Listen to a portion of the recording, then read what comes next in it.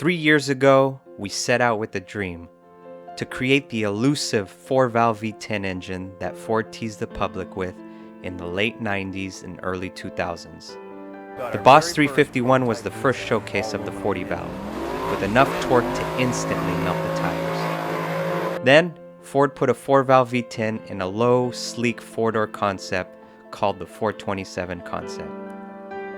The next vehicle to get the 40-valve was the perfect vehicle for Ice Cube to catch a bullet train, the Shelby Cobra concept, aka Project Daisy. And finally, and probably the closest the 40-valve has made to production, was the Shelby GR1. From insider sources, this car even had some crash simulation and emission work on the dyno, but sadly, it was killed. And that was the last we saw of the 4-valve V10. However, Ford did produce 1 million 2-valve and 3-valve V10 engines for trucks, vans, and SUVs. So we asked ourselves, could we take one of these existing V10 engines, fabricate our own 4-valve heads, and bring this unicorn engine to life? And so our journey began. We started with V8 4-valve Cobra heads, chopped them up, and welded them together to create a custom 5-cylinder head. Despite our best efforts, the heads inevitably warped. So we had to take matters into our own hands and line bore the cam bores ourselves, as no shop would take on the job. After successfully machining the cam bores, we decided to take this project to the next level. Instead of just building a standard 40-valve V10, we aimed for something a bit more spicy. A high compression, naturally aspirated V10 that would shatter expectations. This meant ported heads, upgraded valves and springs, a built bottom end, a custom intake, and, of course, a set of one-off custom camshafts to provide the lift and duration needed to make this engine scream to 8,000 RPM. It took over a year of fabrication and hard work to bring this custom one-off engine to life, but all those long hours paid off. In November of 23, we finally fired up the engine for the first time and shook the entire neighborhood. The big displacement, cammed 40-valve American V10 was finally alive.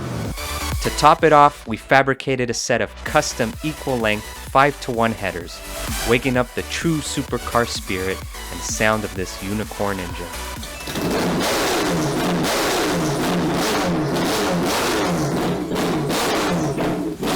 Most people would take that thing, shove it in a Mustang, and rip some smoky burnouts. But that's the obvious choice, and we like to do things the hard way. So we bought a wrecked 2017 Lincoln Continental to convert to rear-wheel drive and stuff this powerful V10 into. To make this monstrous engine fit in this front-wheel drive car, we swapped in the entire front and rear subframes from an S550 Mustang, along with all the suspension. Then we went all in, tearing out the interior and cutting out the dash and transmission tunnel to build a custom firewall and tunnel from scratch right here in the garage. And of course, we bolted a rebuilt and upgraded MT82 6-speed manual transmission behind the engine, because we all know you can't have a proper Grand Touring sedan without a third pedal. Now, this Continental is front-wheel drive no more. All the power will go directly to the rear wheels, just the way it should have been from the factory. Over the last few months, we've been working hard on a series of upgrades to make this V10-powered rear-wheel drive Lincoln Continental the full package. From installing massive GT500 brakes, fitting 4-corner adjustable air suspension, custom CNC machined forged aluminum wheels, and a few subtle body mods to make this thing stand out in the crowd. And believe it or not, we made the interior look completely stock. Fast forward to today, and we've put together a list of everything we need to do to get this thing on the road. Last video, we knocked out most of everything except the drive shaft, fluids, and of course a thorough bolt check. Speaking of drive shaft, we finally got our drive shaft in. It is a 2-piece, and we're calling this the hybrid design because we got half steel, half aluminum. So let's get this up in the car and see how it fits. We opted for a 2-piece design because the drive shaft would have been too long for a single piece, likely needing a 5-inch diameter. It just wouldn't have fit under the car. Ideally, we'd have chosen an all-aluminum or even carbon fiber drive shaft, but those specialty shafts are ridiculously expensive. Instead, we went with this hybrid design, which gives us a balance of affordability and some weight savings compared to an all-steel option. Before we mount it to the vehicle, we have to slide the spline shaft from the back half into the front half, which proved to be an extremely tight fit. But with a little bit of elbow grease and some muscle, we got it through the seal, ready to go in the car. Squirted all over. Time for that Bluetooth drive shaft you all commented about to go in the bin. In order to fit the center bearing support in the stock Continental transmission tunnel, and as far up as possible, we made both shafts about 30 inches long, both being 3-inch in diameter, made for a pretty good fit under the car. Now you can see why we needed a two-piece drive shaft. There's absolutely no room here. Yeah, we're tight around this first half. We're tight around this part of the shaft, but it still clears. And then obviously we're tight around this fuel tank area. The biggest thing about a drive shaft is its critical speed, and that's a function of its length and diameter and material. But with a 3-inch shaft that we needed to fit in here, we could go like 60 miles an hour if we had a one-piece. And if we wanted one piece, we would need like a 4.5-inch shaft if we wanted to go to 120 or something. This is the best of both worlds. You know, it allows us to now have two shorter shafts. That's why a lot of cars have this. Stock Mustangs have two-piece, Hellcats, you know, all the big, basically Bentley, all the Continental Bentleys, Oh, right? They yeah, have yeah, two-piece, like all the it's just long sedans, basically, yeah. right? Oh, another thing is, yeah, we need to make sure still the angles are as close as possible. So when we set up the engine, we try to match the pinion angle. So that's okay. But now we're creating like a pinion at this point. So this angle should match the pinion angle. All you axle pros, what's the tolerance here? Yeah, what do we got to work with?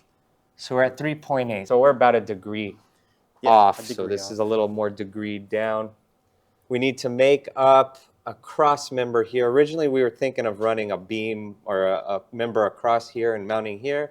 But now we're looking at this because we want it tucked as high as possible to give us as much room We for got to run activities. exhaust here, right? Yeah. I mean, that's So we're thinking of putting kind of a tabs, basically? tabs up here and threading up into them.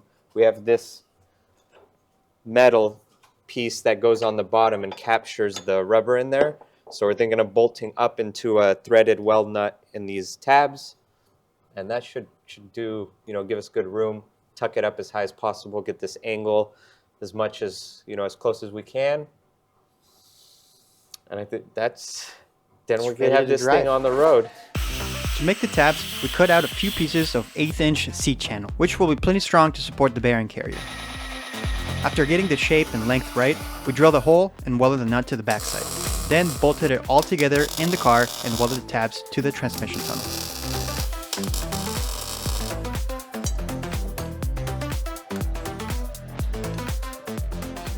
All right, so we got our little tablets, little guys there. Now this is the loop that holds that center bearing in, but we just took it off to see how it all fits. And this is just gonna sit up in here. That should, you know, it's a drive shaft loop all in one. All right. It should be more than enough. I ain't going nowhere. Yeah. Time to mount the drive shaft back in the car, and this time for good. Everything lined up perfectly, and of course, all the bolts received their treatment of boot and tight. Now we can officially call this a rear-wheel drive Continental. Ah. There she goes.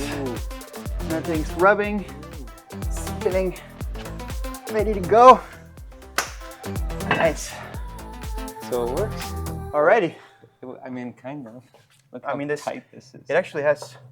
It's weird. I thought we used to have more clearance on this side. Well, you could shift it a little bit. Yeah, Right? if you move that plastic. But I mean, you can see daylight all around. So we'll If it see. rubs, If it rubs a little bit, self-clearance, this is right? just a plastic shield, so you can always make some clearance. All right, well, we got the drive shaft in. Now we're working on a few little details, and those details always take the longest time. So here we've put up a ground strap for the engine harness. I whipped that out, so it's going direct to the block. Then it's also going to the cross or the subframe, and it's going to the body. So That'll be our main ground for the whole engine. Diego's been muscling away here on lots of wiring. Just finishing up the electrical, so now everything's... The plan was to tuck it in as much as possible. Oh, right, we because put the wheels we put the wheels and tires up, and it started kind of getting close at like full rebound. You had to remake this brake line. Spent all day yesterday remaking this. Yeah, because it was hitting the tire. Right. I try to go basically just across down here and into the brake line, the shortest distance, but it was hitting the tires. So remade that. Now electrical is almost done. I gotta now run the alternator wire, which is the last kind of cable we had to hook up. Everything else should be ready to plug in, zip tie it to the car, and how about cooling system? You were working on that. Everything's tied up now. So we got all our I clamps redid done? that. Yeah, I redid that line going to the thermostat housing. Okay. So now it's ready to fill up and burp. But I mean, we're almost done. I think hopefully by tomorrow, maybe the next day or the day after. This week we're driving the car. 100%. Yeah, we promise. 100%. Drive shaft was definitely a big one. Oh, we didn't even cross that off the list. Go cross it off. Should I cross it off now? Yeah, go for it. It's done. That's a big one, too. Yeah, that one That's a major milestone. Yeah. And it's sunny outside, warm, decently. This is a big one. Drive shaft. There we go. So, I mean, now it's fluids and bolt check, but we're still doing a lot of other stuff so that we didn't get on there. Ground strap, battery cables, wiring. Yeah, it turns out there was a lot more things we needed to do to drive this thing. Yeah. One thing I'm going to work on that isn't necessarily needed to drive, but is probably a good idea, is we have these floppy seat belts, and that's because when it got in the crash, the front end crash, it deployed the seat belt locks. So I'm going to try taking this out and seeing if we could drill or cut something to get these to start working again, so we could have a nice retracting seat belts and actually usable, because it doesn't even let you pull it out anymore. So we couldn't even buckle it in. So I got to take out this panel, and let's see what we got in there. To get to the seat belts, we just have to remove the trim on the inside of the B-pillar, then unbolt a couple of screws that hold the seat belts to the car. These seat belts have two pyro devices that go off in the event of a crash. On this back one, the explosive pushes a piston back and cinches the belt against you. This other bracket also has a pyro device and some weird warning that we're just going to ignore for now. When this goes off, a tooth shaft will be pushed into a gear inside and locks it into place. Now we can probably get new ones or send these out to get rebuilt, but the car doesn't have any of the safety mechanisms in there, so it's probably actually safer to leave all this out because we don't want to have an accidental explosion. So we're going to just eliminate it all, break this open, remove that pin, cut this off, see if we can push that shaft back in, and we should be able to have working belts. I was able to unthread the cap holding in the pyro device and pull out the charge. You can see it was definitely a party in there. Now we have to get this tooth shaft that was rammed into the belt gear, so we're cutting off part of the bracket so we can pry the shaft out. It was surprisingly easy to remove. With that, the belt was released and is able to move again like nothing ever happened. Yes. Alrighty. So I just need to get that spring back in here that was in this plastic case. That's why I said do not remove. Or maybe it's just this you don't remove. Anyway, let's get this back on.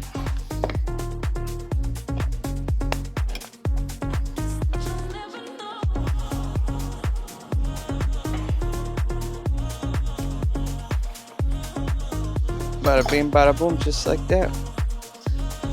It's working. Still has that little lock thing. Now on this guy, there's like a metal cable running here and going down inside of this.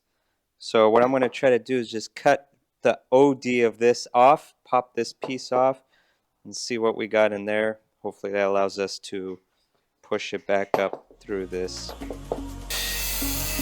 After cutting the outer tube, a bunch of these steel balls fell all over the place. These balls actually play an important role. They sit on this necked area of the cable in and get jammed into the tube after the pyro device goes off, locking the belt in a cinched position. With the tube cut open, we hammered on the base of the bracket while pulling the cable to get it back to its design position. A couple of blows later, and you can see here the cable is pulled out. Unfortunately, the cover did not survive, but we're going to cut it off and replace it with some woven wire loom. And just like that, we have a fully working seatbelt ready to go back in the car.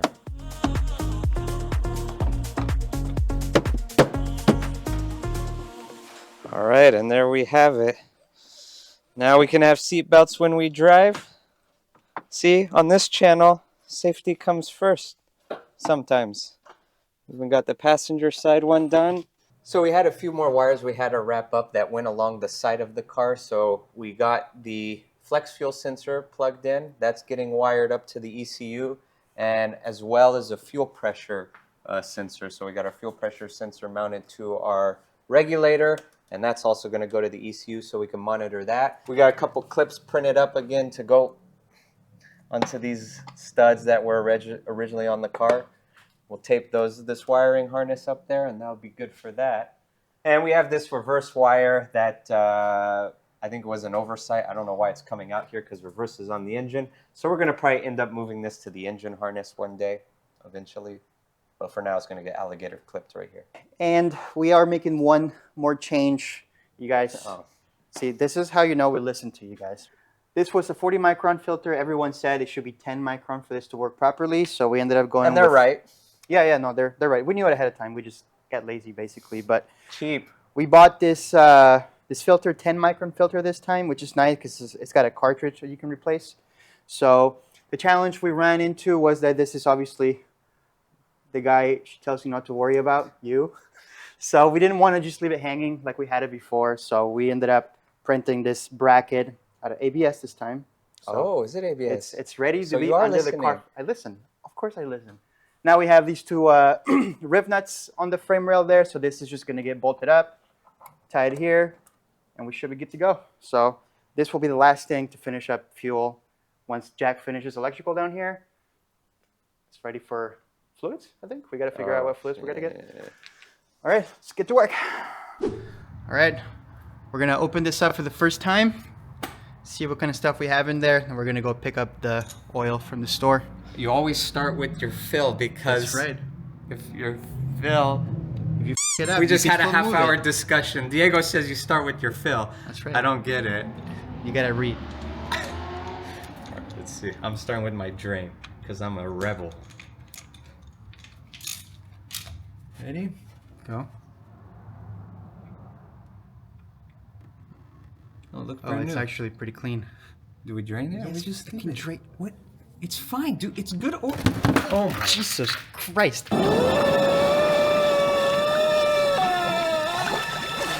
This is, see, I think this is why you take Actually- your drain out. Or your fill. No, but you don't, right? Because it doesn't I matter. think, no. Get the f out of here. Yeah, it doesn't. Where's the I vent? think Is the something's vent wrong with plugged, this maybe? vent. It's plugged, isn't Yeah. it? Oh, maybe. Oh, shit, that's the... What? Yeah, this vent, something. The vent is on the housing, right? No, It's not. right there. Look, isn't there something in there? No, but it's plugged. I know. Oh, you that's- put up. Someone plugged it. Oh, I plugged it. Can you pull that plug out? That's why it exploded. It's got warm today. That makes sense. Yeah. Oh, look at that. Oh, look at that. Why was that in there? I've been looking for that mother... All right, let's go get some synthetic oil from the store. We're running Royal Purple Synchromax, which seems to be the oil of choice for these transmissions. For the rear end, Valvoline synthetic oil with these very convenient pouches. Hope the person that came up with these got a good race. For the trans oil, we're doing it the old-fashioned way. We pour the trans oil into an empty bottle of engine oil because the transfer pump did not work with the Royal Purple bottles. Followed by a good elbow workout, pumping and more pumping. It helps if your transfer pump isn't broken, but we're too stubborn to buy a new one. When you see oil spilling from the fill hole, it's time to seal it up and move on to the rear. Not forgetting to tighten the drain plug first, we simply shove the nose of the pouch into the hole and the whole thing is empty in just a matter of seconds. Seriously, why don't all companies use these? A second quart of oil goes in and that wraps it up for fluids.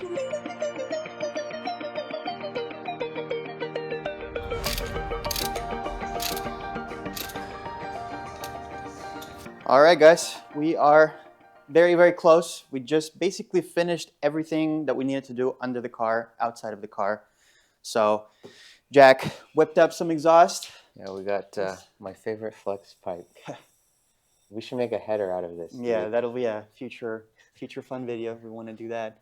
But yeah, got exhaust, got the O2 hooked up, and some mufflers here. These are just some cheapo is- eBay.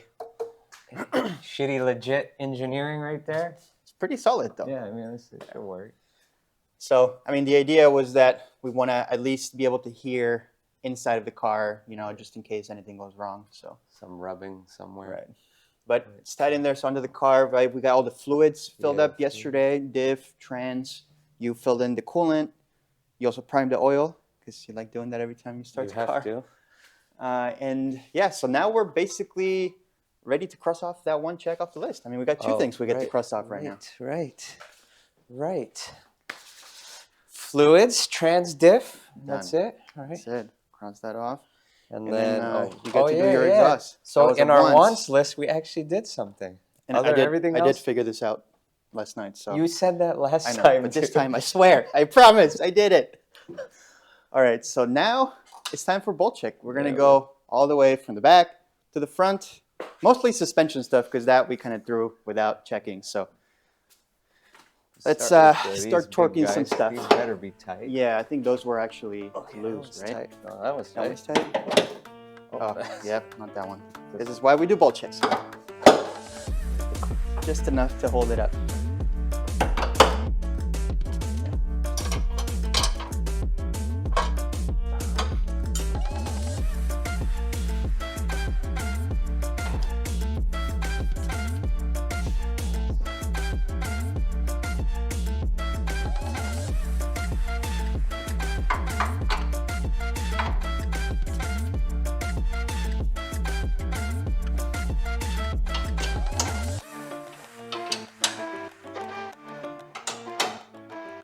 All right, we got our bolt check done. That's another thing off the list. I mean, that's it. But It's now it's time. time to put some fuel in this thing.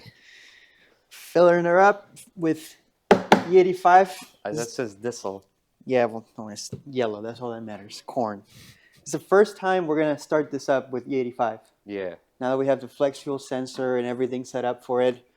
So we got a tune for that. Yeah, we also updated the fuel tech. The fuel tech has a bunch of settings to tune in flex fuel compensation and stuff. So we've kind of messed around with the settings. I spent all night watching HP Academy's E85 tuning course. So that helped a lot. At least just give us a good baseline, get this thing started. And then whenever we get it tuned, you know, they'll iron out all the imperfections. But we're hoping that we can go down the road with this tune. But before we get it out on the road, we want to do one last check. We're going to actually get it started, and I want those things turning. Or we could test the clutch, make Yeah, sure the test engagement the clutch, is. test the brakes, I guess. All right, I think that's it. So So flash your tune in there. just flash it in there and see What's those it, wheels. Andre, hope you did as well. I mean, this thing's going to start for sure. So it should be, I mean, 111. 100, so we have this table. Ethanol percentage is frequency minus 50, so we should be at 61. So why isn't it calculating it? It's right there. So it is reading Oh, it. what the I fuck? added, yeah, right there.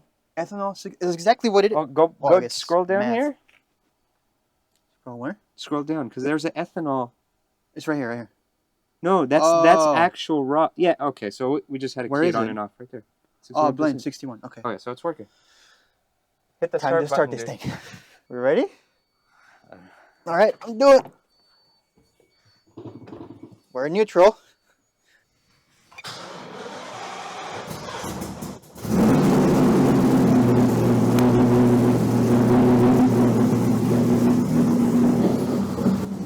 Should I put it in gear? Huh? Should I put it in gear? Yeah. Okay, go check the rears. Ready?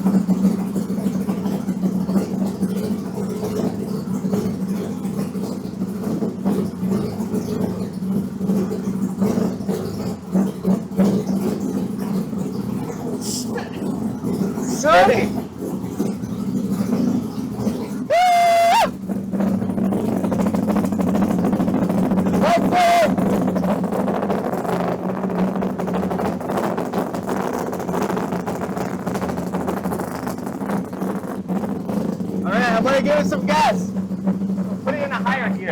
Second? Okay, ready?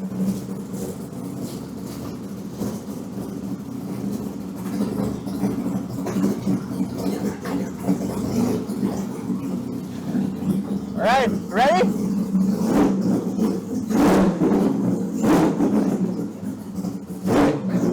Woo!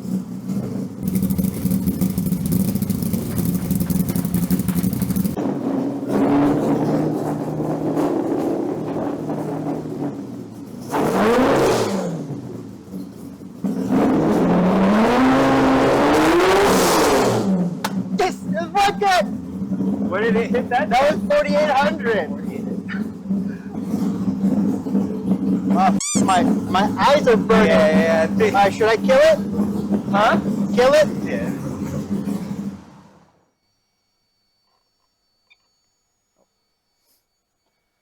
Well, So that it was spins. a success. My eyes are destroyed. Smells like ass in here, but it's going into gear. It The revs. clutch, where did? Oh, I guess we. I need mean, to I check. couldn't feel it. It was Yeah. just my hand, Yeah, but it revs past anything it's revved before. Yes. So I'm confident now. 48, Yeah, so- I'm confident we can rev it to 6,500, which is the new rev limiter.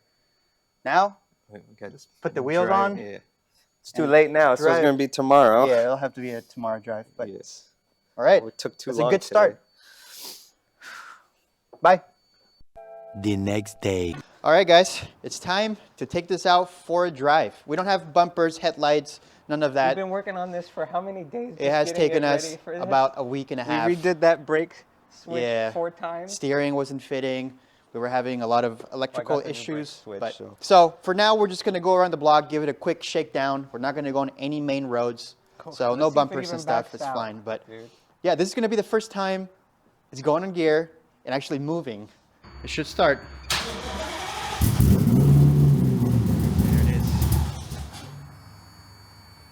it is. You might have to give it a little bit of throttle.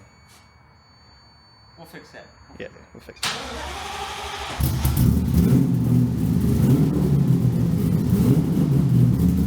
Ready? Go! First time going in gear.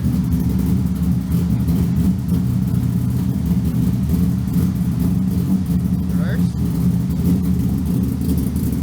Oh, it's moving!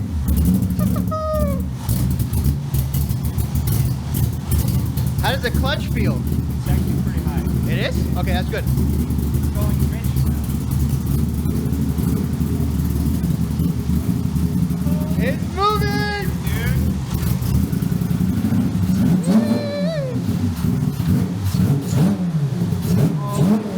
Dude. Wow. Yeah. I will have to mess around with the tune a little bit.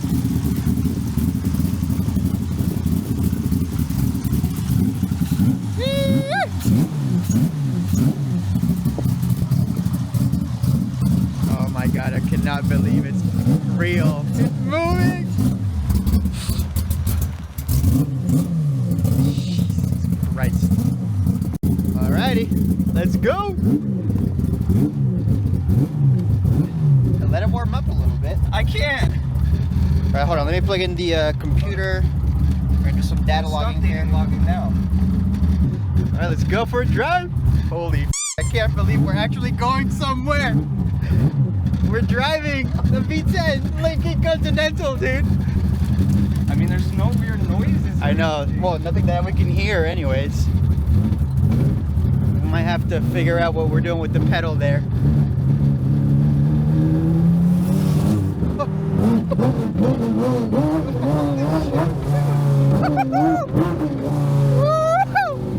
Holy f, dude, this thing's gonna be so fast.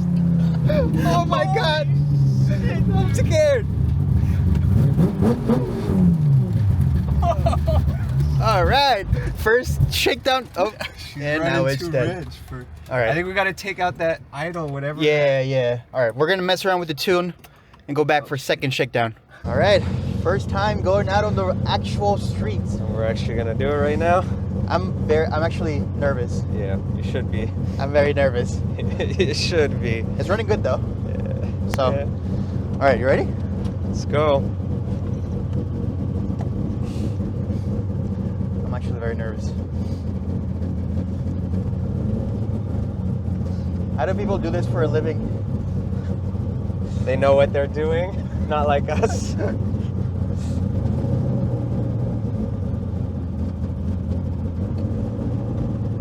Okay. Here we go.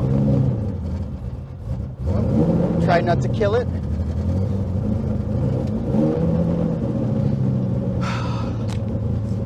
It's jumpy there. Ready? Yeah.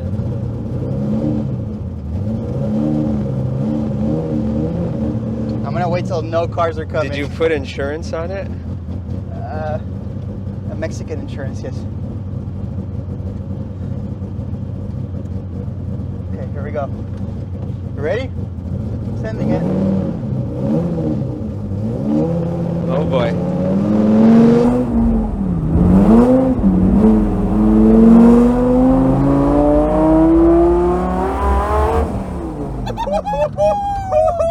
Did you hear that shit, dude?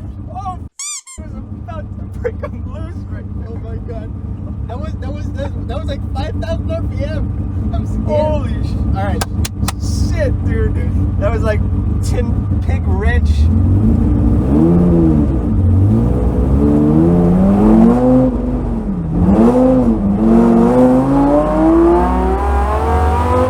Oh shit, she sounds amazing. She sounds really good.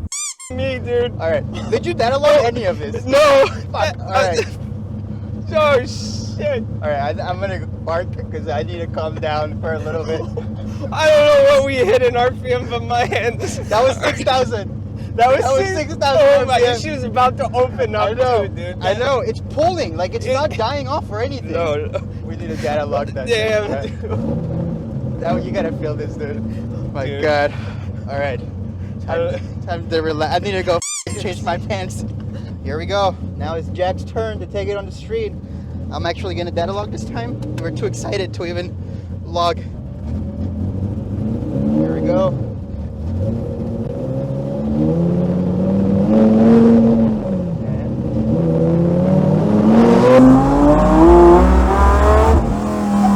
That was only 45, dude. I couldn't. He's going super rich. You're right. This guy in the truck. Let's go. I don't think he's waiting for you. He wants to see this thing rip.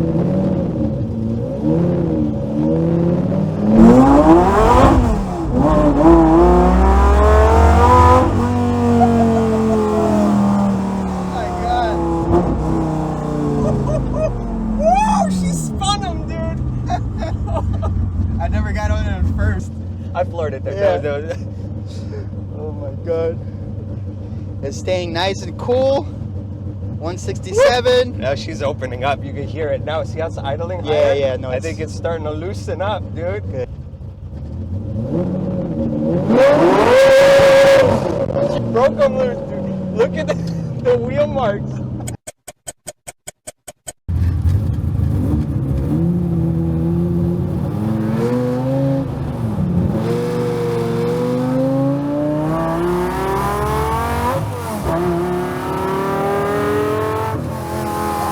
I mean, that's probably like almost 60, 70 in third gear at 5. Third year. That wasn't even 6,000 RPM. Light her up. Light her up. Back world.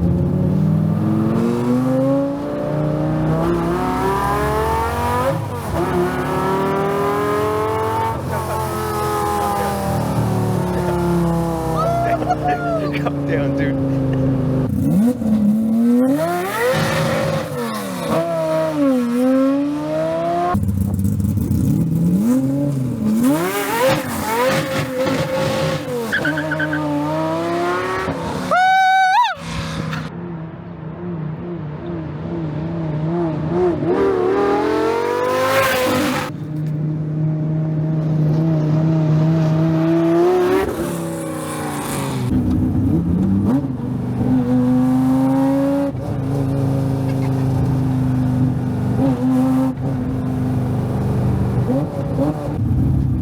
We are back. We got probably a couple phone calls. I told you not to call on us. We're just tuning.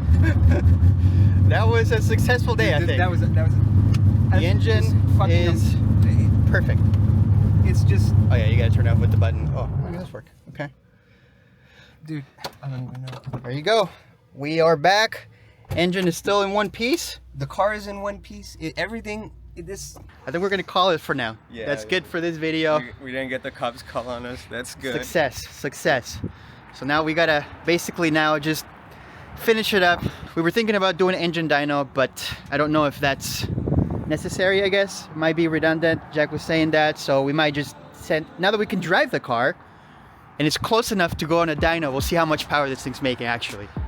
Because I want to know how much power it's making. I mean, we were only revving to 60. Yeah, we set the limit to 6,500 this time, and it still wants to go. Yeah. So We could check.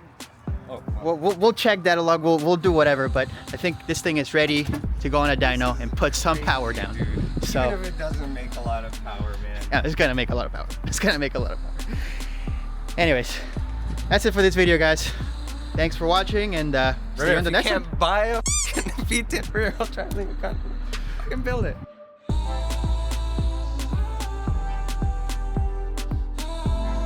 Check out our website, shopdiy.com. Get yourself one of these 4 keychains. We actually just added this American dual overhead cam V10 JetTech to the website. We also have a bunch of shirts, hoodies, sweatshirts. So check out shopdiy.com. Get yourself some DIY swag.